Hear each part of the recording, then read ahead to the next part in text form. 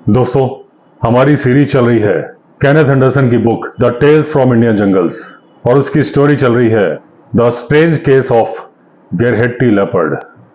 पिछले एपिसोड में आपने देखा था कि किस तरह से डीएफओ के साथ एंडरसन का वाद विवाद हुआ था, क्योंकि डीएफओ चाहते थे कि एंडरसन परमिशन लेके फॉरेस्ट रेस्ट हाउस में रुके।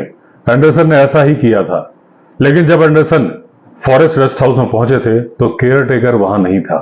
बाथरूम का दरवाजा तोड़कर एंडरसन रेस्ट हाउस में रुके थे। बाद में जाके उन्होंने केयर टेकर की कंप्लेंट कर दी थी। केयर टेकर ने एंडरसन को फंसाने के लिए फॉरेस्ट बंगलो की चेयर और एक बाथटब गायब कर दिया था। इल्जाम लगा दिया था एंडरसन के ऊपर, लेकिन एंडरसन ने पता लगा दिया था कि केयर टेकर ने वो सामान चुरा कर कहाँ रखा था और पुलिस बुलाकर केयर टेकर की गर्लफ्रेंड जिसके यहाँ सामान रखा था उसे पकड़वा दिया था। सामान बरामद हो गया था, लेकिन डीएफओ साहब का रिटायरमेंट होने वाला था और इसके पहले कि उनके ऊपर एक्शन होता वो छुट्टी लेकर चले गए थे। एंडरसन ने बताया कि उनको एक और कहानी याद आ रही है। अब इसके आगे की स्टोरी सुनते हैं। भारत में बिना टिकट यात्रा करना जुर्म है और इसकी कई जगह पर चेकिंग होती है। तो अगर आप बहुत ही छोटे से डिस्टेंस पे जा रहे हो तो ऐसा हो सकता है कि आपको कई बार टिकट चेकर को टिकट दिखाना पड़े। अब एंडरसन का एक साथी जो कि भारत से यूनाइटेड किंगडम गया था और वहां पर उसने देखा कि वहां पर टिकट तो चेक ही नहीं होते, तो उसने सोचा टिकट लेने की जरूरत क्या है। वो बिना टिकट कई दिन तक यात्रा करता रहा, लेकिन एक दिन पकड़ा गया। लेकिन एंडरसन बोलते हैं कि इन सारी बातों का जो मैं आपको बता रहा हूं उस लेपर्ड से कुछ भी लेना देना नहीं है। तो एंडरसन अब आते हैं मुद्दे की बात पर कि जो फॉरेस्ट बंगलो था उससे 2 फरलॉन्ग की दूरी पर एक छोटा सा गांव था जिसमें 10-12 झोपड़ियां थी और उसका नाम भी वही था जो नाम था फॉरेस्ट बंगलो का, गेरीहेट्टी। अब यहां की झोपड़ियों में जो लोग रहते हैं वो लकड़हारे हैं और साइड में अपनी इनकम बढ़ाने के लिए वो कुली का काम करते हैं, सामान उठाते हैं फॉरेस्ट डिपार्टमेंट का। ये लोग केवल सामान नहीं उठाते, सामान बिना बताए भी उठाते हैं, यानी कि चोरी करते हैं। चंदन की लकड़ी की चोरी भी करते हैं, शिकार भी करते हैं हिरणों का। जब गर्मी के मौसम में जंगल में पानी नहीं होता तो फॉरेस्ट बंगलो के पास में जो एक वाटर होल है, रात को हिरण पानी पीने आते हैं और ये लोग वहां पर शिकार कर लेते हैं। अब इस गांव के लोगों के पास कुछ भेड़ थी और जंगल में भेड़ बकरी चराना स्ट्रिक्टली मना था, क्योंकि वो जंगल को नुकसान करते थे और जंगल में जितने जानवर थे उनमें से ज्यादातर को टाइगर और लेपर्ड साफ कर चुके थे। अब जिस लेपर्ड की बात हम इस स्टोरी में कर रहे हैं वो लेपर्ड एक मीडियम साइज का एवरेज सा लेपर्ड था और जनरली मुर्गियां भी चुराता था जब गांव के लोगों की मुर्गियां यहां वहां जाती थी। अब बात ऐसे बढ़ने लगी कि जब लेपर्ड थोड़ा और दुस्साहसी हो गया, उसने मुर्गियों के बाड़े पर अटैक करना शुरू कर दिया और मुर्गियों का बाड़ा कांटों से कवर किया जाता था। वो कांटों की बाड़ हटा देता था, कुछ मुर्गियां खा लेता था, बाकी की मुर्गियों को मजे के लिए ही मार देता था। दोस्तों, अभी आपने मेरे पिछले वीडियो में देखा होगा, ऐसा ही केस मेरे रिजॉर्ट के पास में हुआ जहां लेपर्ड आया, 7 बकरियां एक बाड़े में थी, बांस को तोड़ा, अंदर घुसा, 2 बकरियों को ऐसे ही मार दिया, एक बकरी को खूंटे के साथ उठा के ले गया और बाकी की बकरियां किस्मत वाली थी कि बच गईं। अब जब मुर्गियां भी खत्म हो गई तो उसने निगाह डाली भेड़ के ऊपर। एक एक करके भेड़ बकरी मारने लगा जब भी उसे मौका मिलता था। अब इस लेपर्ड के बारे में एंडरसन को खबर की गई, लेकिन उन्होंने देखा कि वो जानवर ही तो मार रहा है और लेपर्ड का काम है जानवर मारना, तो उन्होंने इस बात पर ज्यादा ध्यान नहीं दिया। पहली बार एंडरसन ने इस लेपर्ड के ऊपर निगाह तब डाली जब वो फॉरेस्ट बंगलो के वरांडे में बैठ के चाय पी रहे थे। तभी वाटर होल जो कि पास में ही था, वहां जानवरों की हलचल हुई, कुछ कॉल्स होनी शुरू हुई, तो एंडरसन का ध्यान उस तरफ गया। अभी धूप अपने पूरे उफान पर थी, अच्छी खासी गर्मी थी और कोई भी जानवर इतनी गर्मी में धूप में चलना पसंद नहीं करता। तभी अचानक हलचल हुई, दीवार पर से कुछ पीली चीज एक तरफ से दूसरी तरफ जाते हुई दिखी। एंडरसन पहचान नहीं पाए कि यह क्या था, थोड़ी देर में जब वो पूरी तरह से सामने आया तो एंडरसन ने देखा कि ये एक लेपर्ड था। वो उस तरफ से फॉरेस्ट बंगलो की तरफ देख रहा था, टकटकी लगा के, क्योंकि उसे मालूम था कि अगर उसके ऊपर कोई खतरा आया तो वो जंगल की तरफ से नहीं होगा, फॉरेस्ट बंगलो की तरफ से होगा। एंडरसन उसकी निगाह में थे, लेकिन वो कुर्सी से जरा भी नहीं हिले। और दोस्तों, बिग कैट्स जनरली मूवमेंट पे ही पहचान पाती हैं। अगर कोई चीज स्टिल हो तो जनरली ये उस पर ध्यान नहीं दे पाते। तो लेपर्ड को मालूम नहीं चला कि एंडरसन वहां बैठे हैं और उसे ही देख रहे हैं। अब उसने डिसाइड किया कि वो पानी पीने जाएगा, लेकिन फिर वो पलटा। एक बार उसने रीअश्योर किया कि उस पर कोई खतरा नहीं है। दूसरी बार लेपर्ड पर एंडरसन की निगाह तब गई जब वो एक जंगली मुर्गे का पीछा कर रहा था पेड़ की तरफ। ऐसा तब हुआ जब एंडरसन अर्ली मॉर्निंग वॉक करके आ रहे थे।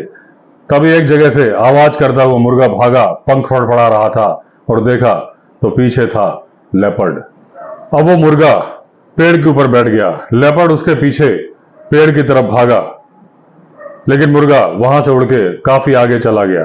अब लेपर्ड ने फिर से पलट के देखा, क्योंकि उसे लगा यहां पर कोई तो है जो खतरा है। अब लेपर्ड जो कि पेड़ के ऊपर था, उसने अपनी ग्रिप छोड़ी, नीचे अपनी मर्जी से गिरा, अपनी थोड़ी सी पीठ मोड़ी, पूंछ मोड़ी, एंडरसन की तरफ देखा और उसके बाद जंगल में गायब हो गया। तीसरी बार एंडरसन ने इस लेपर्ड को तब देखा जब अपनी फोर्ड कार में ऐसे ही ड्राइव कर रहे थे।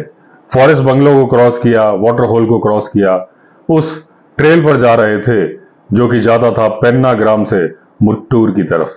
जो रास्ता अलग कट जाता था मुट्टूर और पेन्नाग्राम के रास्ते से। उन दिनों इस रास्ते में कोई कार नहीं आती थी, कभी कभी बैलगाड़ी निकल जाती थी, वरना कभी जानवर यहां जाते थे, वहां जाते थे। उसमें जंगली जानवर भी होते थे, पालतू जानवर भी होते थे। इससे कुछ किलोमीटर आगे घास थी जहां पर जानवर जाते थे और लोग भी अपने पशु चराते थे। लोग अपने सिर पर बोझा ढोते थे। कभी सिर पर बोझा ज्यादा हो जाए तो वो गधे का भी इस्तेमाल करते थे, क्योंकि उस टाइम पर गधे पे सामान ले जाना सस्ता था। ज्यादातर पेड़ों की डालें रास्ते पर झुकी हुई थी। यही वजह है कि इनको अपनी फोर्ड टी मॉडल की कार के हुड को हटाना पड़ा था और उसकी विंडशील्ड को भी झुकाना पड़ा था, नहीं तो कार उसमें टकरा जाती थी। और तो और एंडरसन को भी अपना सर बचाना पड़ता था। अगर वो अपना सर ना झुकाते तो कोई डाल उनके सिर पर टकरा जाती। अब जब कार से जा रहे थे तो एक पेड़ का ठूंठ जो कि झुका हुआ था, उसके ऊपर बैठा था पैंथर। वो इस इंतजार में था कि कोई जानवर निकले और वो वहीं से कूदे और उसका काम तमाम कर दे। एंडरसन बोल रहे हैं कि गाड़ी से कोई आवाज नहीं आ रही थी, क्योंकि गाड़ी ढाल पर उतर रही थी और उन्होंने क्लच को हल्का सा दबाया हुआ था। वैसे क्लच दबा के ऐसे गाड़ी चलानी नहीं चाहिए, नहीं तो जैसे मेरी जिप्सी की क्लच प्लेट चली गई थी, एंडरसन की भी चली जाती। अचानक से एंडरसन को पाके लेपर्ड हड़बड़ा गया। अचानक से उसने जंप मारी। वो जंप इनकी कार की रियर सीट के नजदीक में ही थी, लेकिन जमीन पर थी। उसके बाद वो छलांग मार के झाड़ियों में गायब हो गया। इस ट्रैक के नजदीक में एक गांव है जिसका नाम है जंगल पालियम। ये गांव गेरीहेट्टी और नत्रा पालियम के बीच में है। इस गांव के रहने वाले बहुत ही खुश थे। हालांकि इस गांव के रहने वाले आधुनिक सभ्यता से काफी दूर थे। हॉस्पिटल और किसी और तरह की सुविधाएं यहां पर नहीं थी। जब भी इस गांव में जाओ, यहां के लोग हंसते हुए मिलते थे।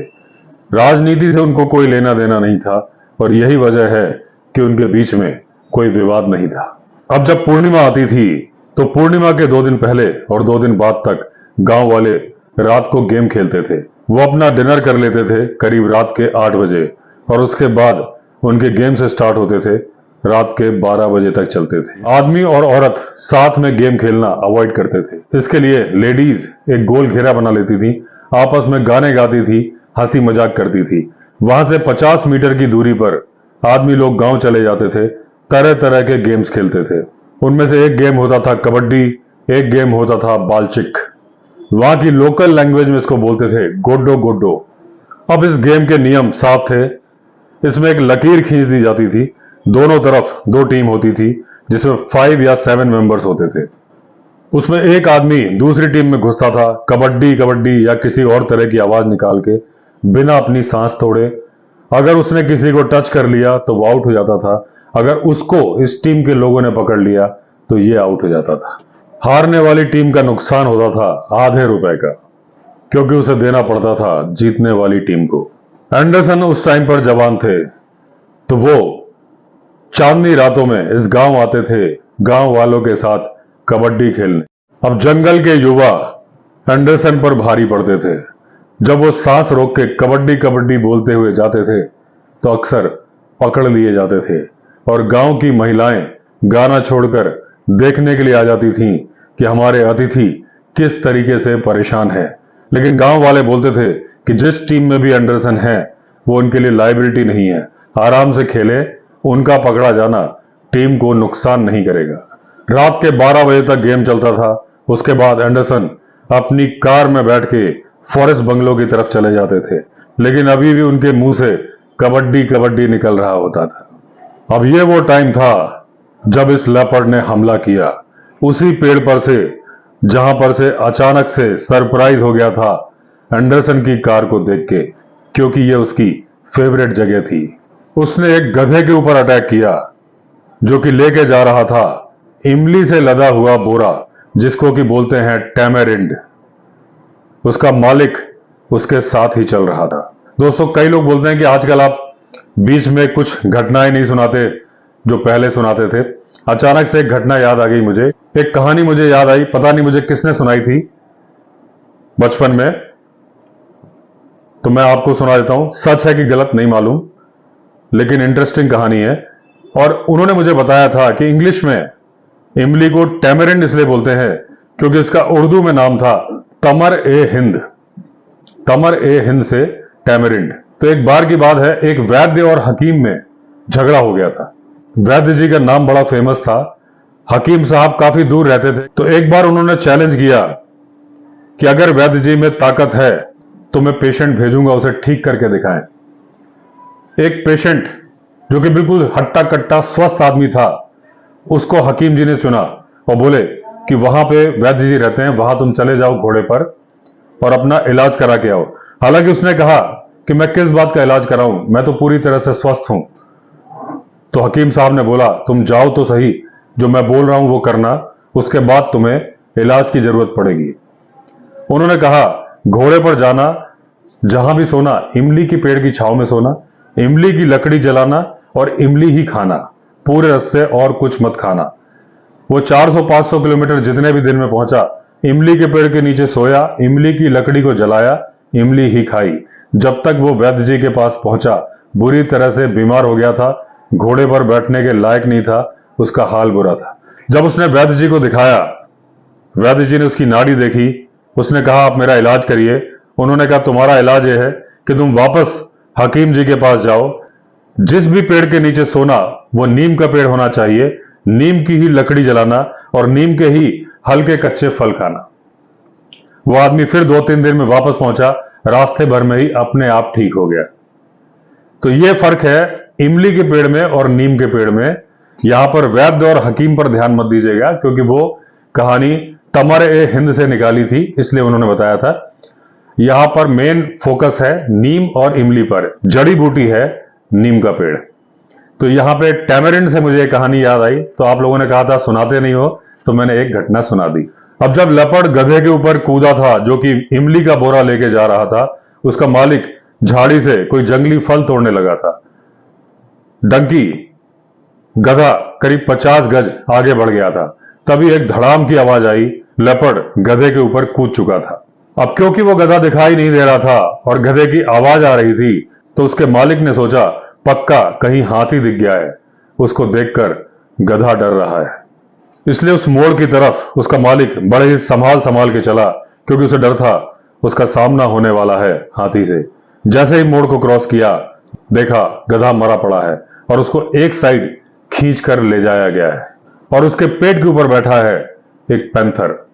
उसके दांत गड़े हुए हैं गधे की गर्दन में और जो गरम गरम खून निकल के आ रहा है, लेपर्ड उसका मजा ले रहा है। नॉर्मल कंडीशन में वो आदमी भाग जाता और वो पूरी तरह से भागने की तैयारी में था, क्योंकि उसे मालूम था सामने हाथी है और हाथी मिलता तो ये भागता ही। लेकिन जैसे इसने देखा कि उसके गधे को पैंथर ने मार दिया है, ये गुस्सा हो गया इसके हाथ में जो दराती थी उसको लेके ये लेपर्ड की तरफ भागा। लेपर्ड भी भागने के मूड में नहीं था क्योंकि वो बड़ा ही उत्साहित था। उसने गधा मार दिया था।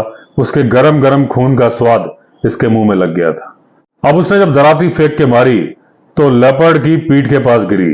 लेपर्ड गुस्से से उछला, आदमी की तरफ लपका। उसका इरादा था इस आदमी के गले को पकड़ना, तो लेपर्ड अंदाजा नहीं लगा पाया और गले की जगह उसने पकड़ लिया इस आदमी का सीना। यह आदमी जोर जोर से चिल्लाने लगा।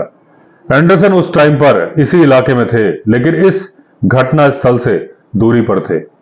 अपने कजिन के लिए ये एक बीटल ढूंढ रहे थे, स्पेशल बीटल जो कि उसे कलेक्ट करता था।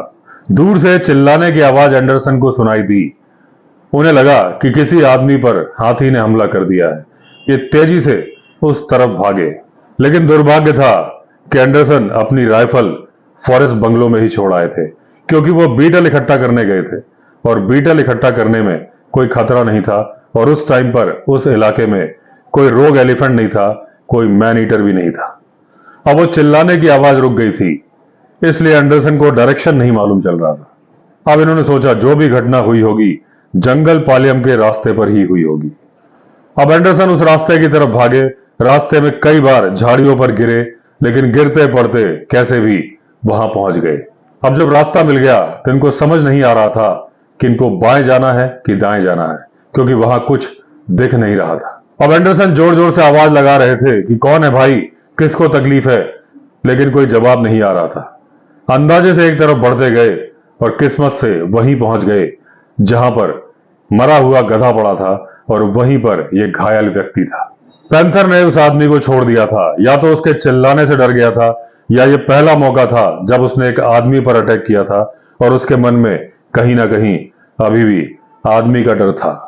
उस आदमी की आंखें पत्थर की तरह से खुली हुई थी और जब एंडरसन ने उसको चिल्ला के पूछा तो उसने बोला उसका नाम है सुब्रमण्यम। उसने बताया कि वो पेन्नाग्राम से आया था, इमली लेके आया था, किस तरह का घटनाक्रम हुआ और कैसे पैंथर ने उस पर अटैक कर दिया। एंडरसन ने उसे अपने कंधे पर लादा कि पहले फॉरेस्ट बंगलो ले जाएंगे और वहां से कार में डाल के बैंगलोर ले जाएंगे।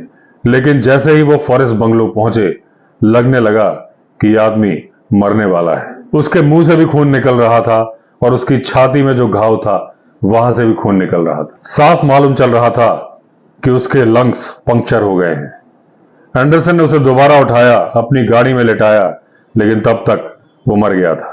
अब एंडरसन बोलते हैं कि मैं आपको यहां यह नहीं बताऊंगा कि मुझे अथॉरिटीज को यह बताने में कितनी तकलीफ हुई, क्या मैटर हुआ, कैसे हुआ, किसने किया। लेकिन उसके बाद में वापस लौटा और आसपास के गांव के लोगों को बताया कि ये लेपर्ड अब खतरा बन जाएगा, सावधान रहना। तो दोस्तों, इसके आगे की कहानी कंप्लीट करेंगे अगले पार्ट में। अगर आपने चैनल सब्सक्राइब नहीं किया है तो चैनल सब्सक्राइब कर दीजिए। चलिए फिर मिलते हैं अगले वीडियो में। तब तक के लिए all the best. Vande Mataram.